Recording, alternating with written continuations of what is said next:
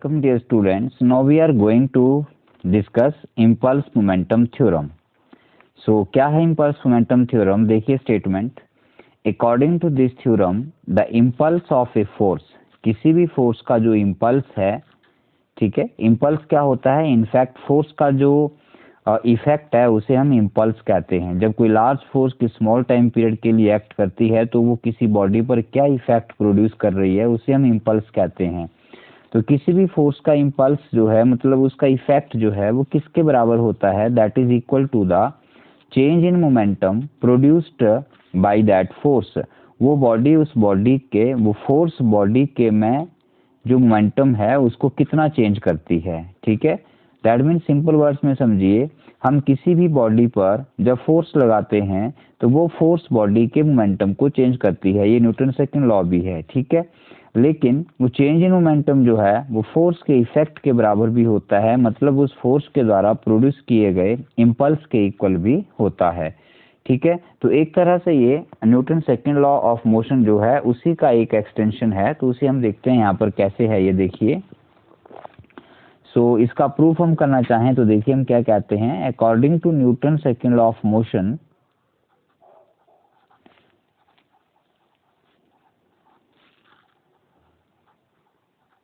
Newton second law of motion कहता है F is equal to dp upon dt।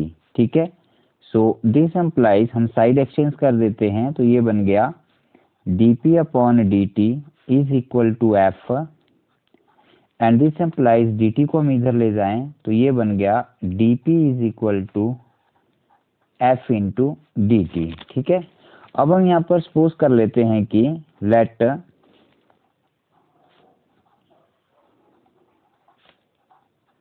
At time t1, जब हमने किसी बॉडी पर फोर्स F लगाई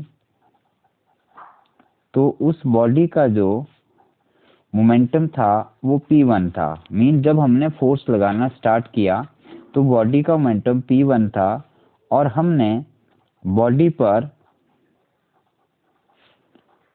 T2 टाइम तक फोर्स लगाई। ठीक है, कब तक फोर्स लगाई? T1 टाइम से स्टार्ट की और T2 तक लगाई। जैसे लेटर से आप लोगों ने 10 AM पर फोर्स लगाना शुरू किया और 11 AM पर फोर्स लगाना बंद कर दिया, तो 10 AM उसका T1 हो गया इनिशियल टाइम और T2 उसका फाइनल टाइम हो गया जब हमने फोर्स को हटा दिया। तो इसका मतलब हम लोगों ने बॉडी के ऊपर T2 minus T1 time interval के लिए फोर्स जो थी वो अप्लाई की है। ठीक है, तो अब फोर्स लगाने से बॉडी का मोमेंटम चेंज हो जाता है। तो let us say that body का मोमेंटम T2 टाइम पर कितना हो गया? P2 हो गया। ठीक है, तो इसने total change in momentum by the force applied for the time T2 to T1 कितनी होगी? That will be calculated by integrating this equation. तो इंटीग्रेशन कैसे की जाती है और क्या होती है उसके लिए मैंने एक सेपरेट वीडियो बनाया है इंटीग्रेशन के नाम से, तो चैनल पे है, आप उसे जाके देख सकते हैं और उसे ज़रूर देखें, तभी आप इसे सॉल्व कर पाओगे। ठीक है, तो ये हमने इक्वेशन लिख लिया dp is equal to F D T, और अब हम इसे इंटीग्रेशन कर रहे हैं। तो dp चेंज इन मोमेंटम है, इसका minimum value means initial value P1 है जहाँ से ये स्टार्ट हुआ था और फाइनल वैल्यू P2 हो गई इसकी। ठीक है, तो ये इसकी लिमिट्स हो गई, लोअर लिमिट P1 अपर लिमिट P2, और एफ डी टी यहाँ पर हम इंटीग्रेशन dt को करेंगे तो ये T1 से T2 तक चला गया। ठीक है, T1 टाइम पर स्टार्ट हुआ और T2 तक हमने फोर्स लगाई। अब इसका जो इंटीग्रेशन है कैसे करना है मैंने आपको समझाया है पूरा।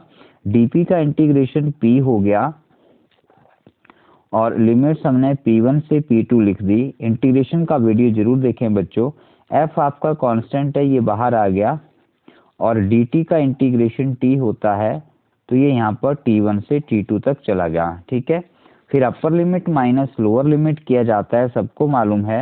तो अपर लिमिट P2 है, in place of P you write P2, you get here P2 minus P1, this is equal to F into, और ये अपर लिमिट T2 है तो ये T2 हो जाएगा माइनस लोअर लिमिट T1 तो ये T1 हो गया। ठीक है, बट अब ये जो P2 माइनस P1 है ये चेंज इन मोमेंटम है, ये मैंने यहीं पर आपको बताया। देखो P2 फाइनल मोमेंटम है किसी टाइम T2 पर और P1 इनिशियल मोमेंटम था। तो ये जो P2 माइनस P1 है इसे आप डेल P लिख सकते हैं और इसे हम क्या बोलेंगे, इसे बोलेंगे चेंज इन मोमेंटम। ठीक है, change in momentum in time interval, कितने टाइम में चेंज हुआ ये, T2 माइनस T1 में। ठीक है, और T2 माइनस T1 को टाइम इंटरवल डेल T लिख सकते हैं। ठीक है, तो हम लोग यहाँ पे देखते हैं कि P2 माइनस P1 को आप लोग डेल P लिख लेते हैं, F को हम F लिखते हैं और T2 माइनस T1 को आप डेल T लिख सकते हैं। ठीक है, सो F is the applied force and del T is the time period for which force is applied. So this is the product of the force into applied force into time for which force is applied. ठीक है, तो हमने previous topic में पढ़ा है कि F into del T जो है वो J होता है, J मीन्स इम्पल्स। ठीक है, इम्पल्स ऑफ द फोर्स, जो फोर्स हमने अप्लाई की है वो इम्पल्स कितना प्रोड्यूस कर रही है। इसका मतलब आपका del P is equal to J हो जाएगा, इसको हम जे लिख सकते हैं। ठीक है, तो that means you can write del P is equal to J, और साइड एक्सचेंज करने पर आप लिख सकते हैं J is equal to del P, that means J क्या है, इम्पल्स। ठीक है, इम्पल्स ऑफ द फोर्स, जो फोर्स हमने अप्लाई की हुई है, and this is equal to del P. Del P क्या है, change in the momentum of the body, change in the momentum of the body. तो ये जो हमने लास्ट में यहाँ पर ड्राइव किया यही आपकी क्या है, इम्पल्स मोमेंटम थ्योरम। इसे हम लोग इम्पल्स मोमेंटम थ्योरम भी कहते हैं। ठीक है, so this proves your impulse momentum theorem. This is very important theorem, इसके बहुत सारे न्यूमेरिकल्स भी आते हैं। सो डियर स्टूडेंट्स, इसको ध्यान से समझिए और रिप्ले करके देखिए। अभी मैं आपको इस क्वेश्चन के नोट्स भी यहाँ पे दिखा देता हूँ, वीडियो पॉज करके आप उन्हें नोट कर सकते हो अगर करना चाहें तो। ये यहाँ से स्टार्ट होते हैं, pause the video and note this page. Video को पॉज करके आप इसे लिख लें या इसका स्क्रीनशॉट लेके अपने पास रख लें और फिर आप इसे नोट करें।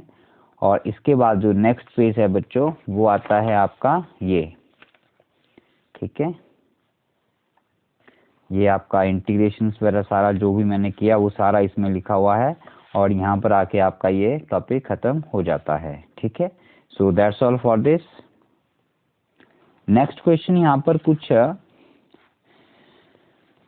इम्पल्स मोमेंटम थ्योरम की कंसिक्वेंसीज आ जाती हैं, तो कुछ रीजन हम डेली लाइफ के पढ़ेंगे। जैसे फर्स्ट पार्ट है explain the following, question number 11 है, एक दो मैं पढ़ देता हूँ बाकी आप रीड कर लेंगे। A cricket player lowers his hands while catching a ball.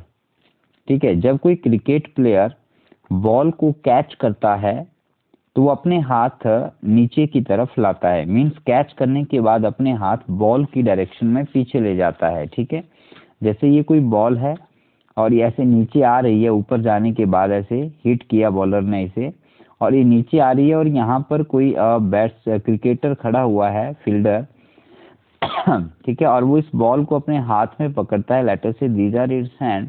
तो जैसे इसके हाथ में आती है तो हाथ में लेने के बाद वो अपने हाथ पीछे की तरफ हटाता है। ठीक है, मतलब पकड़ने के बाद अपने हाथ बॉल की डायरेक्शन में धीरे धीरे नीचे लाता है। तो अगर आप क्रिकेट खेलते हैं तो आपने भी ऐसा कई बार किया होगा, या मैच देखते हैं तो ध्यान से अगर इसको देखें तो आप लोग देखेंगे कि क्रिकेटर बॉल पकड़ने के बाद, बॉल कैच करने के बाद अपने हाथ बॉल की डायरेक्शन में धीरे धीरे पीछे लाता है। ठीक है, अगर वो ऐसा ना करे तो क्या होगा, और अगर ऐसा करता है तो क्यों करता है, तो उसका रीजन है, देखिए, by doing so the time of stopping the ball increases, or we can say that same change in momentum of the ball takes place in the large time interval, and hence the retarding force will decrease and he will not get injured. Okay, तो देखते हैं ऐसा क्यों होता है। हम लोगों ने पढ़ा कि चेंज इन मोमेंटम जो है वो F इंटू डी टी होता है। ठीक है, तो जैसे बॉल ऊपर से फॉल हो रही है हिट करने के बाद, और यहाँ पर मान लीजिए उसके हाथों में गिरती है, या जो आपका क्रिकेटर है वो बॉल को हाथ में कैच करता है, ठीक है।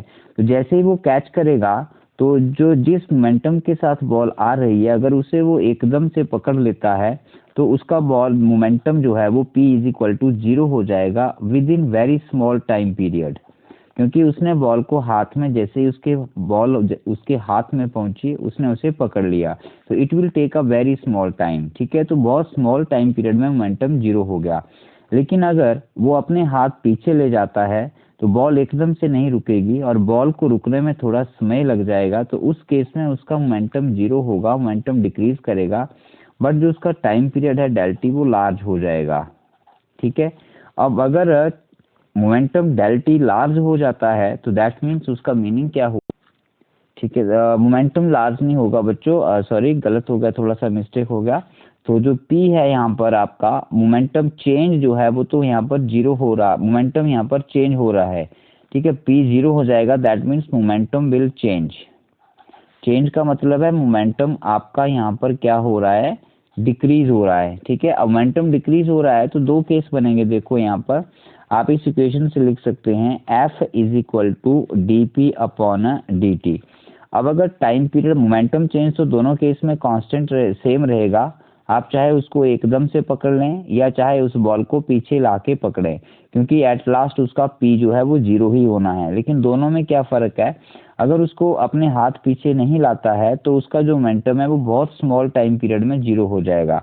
तो जब टाइम पीरियड स्मॉल होगा तो जो f है वो लार्ज होना चाहिए, मतलब आपने फास्ट मूविंग बॉल को एकदम से रोकना है तो आपको बहुत ज़्यादा फोर्स लगानी पड़ेगी, तो आप रिटार्डिंग फोर्स ज़्यादा लगाएंगे, ठीक है। और अगर आप बॉल को रुकने में थोड़ा समय ज़्यादा लगाते हैं तो उसका मोमेंटम धीरे धीरे कम होगा। अब मोमेंटम धीरे धीरे कम होगा तो फिर उसका जो टाइम पीरियड है वो बढ़ जाएगा। अब टाइम पीरियड बढ़ जाएगा तो फोर्स के इन्वर्सली प्रोपोर्शनल है, उस केस में आपकी जो फोर्स है वो लो हो जाएगी, मतलब कम हो जाएगी, डिक्रीज हो जाएगी। सारी बात समझ में, ठीक है। तो रिटार्डिंग फोर्स आपको लेस मतलब कम लगानी पड़ेगी, ठीक है। अब रिटार्डिंग फोर्स कम लगाएंगे तो आपका जो हाथ है वो हर्ट नहीं होगा, ठीक है। इजीली आप बॉल को पकड़ पाएंगे और आपके हाथ में या क्रिकेटर के हाथ में चोट नहीं आएगी, ठीक है। तो जब भी हम लोगों को कोई फास्ट मूविंग ऑब्जेक्ट है उसको रोकना होता है तो उसे रोकने से पहले अगर हम लोग उसको थोड़ा लंबा समय लें, जितना ज़्यादा समय उसको रोकने में लगेगा हमें रिटार्डिंग फोर्स उतनी कम लगानी पड़ेगी और हम लोग हर्ट नहीं होंगे, ठीक है। तो इसीलिए क्रिकेटर बॉल को पकड़ने से पहले कैच करने के बाद उसको बॉल की डायरेक्शन में अपने हाथ थोड़ा मूव कर लेता है। ऐसे ही और भी कुछ एग्जाम्पल्स हैं, जैसे कि एग्जाम्पल 2 है, इसे आप पढ़ सकते हैं। एग्जाम्पल 3 है, person falling on cemented floor is injured but that of on heap of sand is not injured, ठीक है। अगर आप जैसे मान लीजिए हमारे पास ये दो सरफेस हैं, ठीक है। ये सरफेस हमारे पास सीमेंटेड है, या आप ये भी बोल सकते हैं कि ये हार्ड सरफेस है, ठीक है। और ये हमारे पास सैंड है, ठीक है। अब सेम हाइट से कोई पर्सन इसके ऊपर फॉल करता है, इसके ऊपर गिरता है, छलांग लगाता है, या ऊपर से कोई गिर गया इसके ऊपर, ठीक है। और यहाँ से भी और यहाँ से भी, तो अब क्या होगा कि जो सीमेंट पर गिरेगा दैट विल बी इंजर्ड मोर, उसके इंजरी के चांस ज़्यादा होंगे, क्योंकि सीमेंट हार्ड होता है और हार्ड सरफेस पर आते जैसे ऊपर से वो नीचे आ रहा है तो हार्ड सरफेस पर आते ही उसका मोमेंटम एकदम से 0 हो जाएगा, मतलब टाइम इंटरवल डेल टी जो है वो स्मॉल होगा। अब time interval del T small होगा तो दैट मीन्स आपका इसी इक्वेशन के अकॉर्डिंग जो F is equal to D P by D T है, डी टी स्मॉल है तो रिटार्डिंग फोर्स एफ लार्ज होनी चाहिए, ठीक है। इसका मतलब यहाँ पर उसके ऊपर बहुत बड़ी फोर्स लगेगी जो उसके मोमेंटम को 0 कर रही है, क्योंकि वो एकदम से रुक रहा है तो वो इंजर होगा। लेकिन अगर वो सैंड के ऊपर या फिर किसी कच्ची मिट्टी के ऊपर या घास के ऊपर या किसी सॉफ्ट सरफेस के ऊपर फॉल करता होता है या जंप करता है, ठीक है, तो क्या होगा, जब वो जंप करेगा तो उसका मोमेंटम 0 तो ज़रूर होगा, ठीक है। चेंज इन मोमेंटम प्रोड्यूस होगी क्योंकि वो ऊपर से गिर रहा है तो उसमें मोमेंटम है, और गिरने के बाद उसका मोमेंटम 0 हो जाएगा जब यहाँ पर वो रुकेगा इसके ऊपर। But it will take a large time, क्योंकि नीचे जो सरफेस है वो सॉफ्ट है, सॉफ्ट सरफेस एकदम से उसके मोमेंटम को 0 नहीं कर पाएगा, तो सरफेस थोड़ा नीचे क्या होता है, प्रेस हो जाता है। तो जितनी देर सरफेस आपका प्रेस होगा, जितना ज़्यादा प्रेस होगा उतना ही आपका डेल टी क्या होता जाएगा, लार्ज होता जाएगा। ठीक है। तो जब डेल टी लार्ज हो जाएगा या चेंजिंग टाइम जो है आपका टाइम टेकन बढ़ जाएगा तो फोर्स आपकी कम हो जाएगी। अब रिटार्डिंग फोर्स कम हो जाएगी तो फिर उसके ऊपर इंजरी के चांस भी थोड़ा कम हो जाएंगे। ठीक है, तो you can read all this here, जो कुछ मैंने यहाँ पे लिखा है। नेक्स्ट आपके पास आ जाता है यहाँ पर buffers are provided between two bogies of a train. It is so, buffer provide किए जाते हैं दो ट्रेन के जो बोगी होती हैं उनके बीच में, या जो उनके कंपार्टमेंट्स होते हैं अलग अलग उनके बीच में। तो ऐसा भी इसीलिए किया जाता है कि जब जैसे लेटर से दैट ये ट्रेन का एक कंपार्टमेंट या बोगी है और ये उसकी सेकंड बोगी है और इनको आपस में ज्वाइन करना है, आपने जोड़ना है। ठीक है, तो इनके बीच में बफर मीन्स इनके बीच में स्प्रिंग्स लगाए जाते हैं, इस तरह से हम ये बोल सकते हैं। ठीक है, तो अगर ये स्प्रिंग नहीं लगाए जाएं तो जैसे ये एक बोगी यहाँ पे स्टेबल है और दूसरी इधर से इंजन के सहारे लाई जाती है और इसके साथ यहाँ पर उसे मिलाया जाएगा, तो अगर ये हार्ड होंगे तो इसका जो मोमेंटम है वो एकदम से 0 हो जाएगा। दैट मीन्स क्योंकि एक मोशन में होगी। ठीक है, अब एकदम से 0 होगा तो आपका जो डेल टी है बच्चों वो स्मॉल हो जाएगा, और डेल टी स्मॉल होगा तो फिर आपकी जो रिटार्डिंग फोर्स है वो यहाँ पर लार्ज होगी, और फोर्स लार्ज होगी तो बोगी के अंदर बैठे हुए जो पैसेंजर्स हैं उनको जर्क लगेगा। लेकिन अगर इनके बीच में स्प्रिंग लगाए जाएंगे जिन्हें कि हम बफर्स कहेंगे, तो it will take time to become the momentum to zero. Momentum को जीरो होने में समय लगेगा, क्योंकि जैसे ही ये बफर्स आपस में स्ट्राइक करेंगे तो ये कंप्रेस होंगे थोड़ा, क्योंकि इनके बीच में स्प्रिंग लगाया गया है। तो कंप्रेस होंगे तो मोमेंटम जो है वो एकदम से 0 नहीं होगा और जो डेल टी है वो आपका इंक्रीज कर जाएगा। अब टाइम इंक्रीज करेगा तो नेचुरली फोर्स आपकी क्या करेगी, डिक्रीज करेगी, और जो पैसेंजर्स हैं अंदर उनको वो जर्क फील नहीं होगा। ठीक है, so that's all for this lecture. तो ये मैंने यहाँ पर पॉइंट्स भी दिए हैं। तो ये क्वेश्चन नंबर 10 और 11 हो गए आपके। वीडियो पॉज करके इनके स्क्रीनशॉट लेके आप ये नोट्स भी साथ में नोट कर लीजिए।